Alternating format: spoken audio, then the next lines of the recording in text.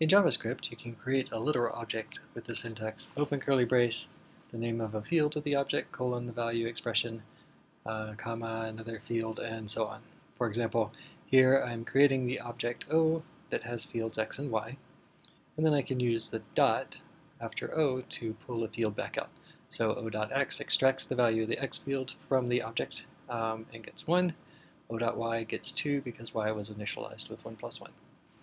So these are objects in JavaScript, and you can attach methods, but we're going to ignore that part and just think about records today. So our goal is to add records to our language. Similar to, but not quite like JavaScript. In JavaScript, after you've created one of these records or objects, then you can use the equal sign combined with dot to assign to a field of the record. So O.x equals 5 changes this value 1 in the record O, so that if anywhere we have O and we use it later, then we'll get 5 out for x. And this means that there's some kind of state behind the record, and that's not what we want to talk about today. So we want to do something different that gives us records so we can talk about fields and field selection and field update, but without the stateful part. What we're going to do instead is something like this, and this is now fake JavaScript just to get you the idea. So I've created the record O with x and y, and then I've written something that looks like the assignment, but whereas JavaScript would make the change to O and give you a 5 back, here I'm imagining that what we get back is a new record that I've bound to P. So this new record is just like O, except that its x field has value 5. So that means if I look at x at O, it still has value 1, but if I look at x in P, then it has value 5. Meanwhile, if I look at y in P, because P is just like O, except with a different value for x, then its 2 field, y field, is still 2. So that's called functional update. It's not what JavaScript does, but it's what some languages do, and that's what we're going to implement today. So for writing records in our language, of course, we're going to continue using curly braces, but not the commas and colons. Instead, we'll write curly brace record to mean create a record. And this record has fields x and y. We'll write each field with its initialization expression in a pair of curly braces.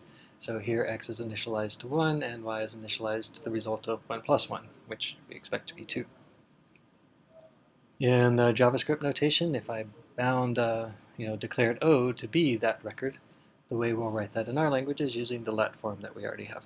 So let O is a record would work this way, right? So record's just an expression, and O can be bound to the result of any expression. In JavaScript, where we write dot as an infix operator to select a field, in our notation we'll write curly brace get instead. So this is the get operator, which takes an expression for an object and then the name of the field. So we'll write dot this way instead.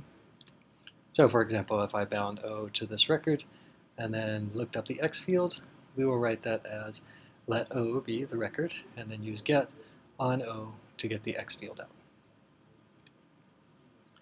Where I wrote assignment in the fake JavaScript like this, we will use, again, curly braces with set instead of get. We need an object, the name of the field to update, and an expression for the new value of the field. And this will produce a new object as opposed to changing the object O. So, for example, just to provide a bigger example, if we let R1 be this record with A and B, and A is initialized to 2 and B is initialized to 4, then we let R2 be like our R1 but set A to 5, then when we get A out of R1, we'll still get a 2. When we get A out of R2, we'll get a 5, so when we add them up, and we'll get 7. Right? So again, set changes the value of a field, but it changes it by creating a new record that's like the other one, but with a different value for that particular field.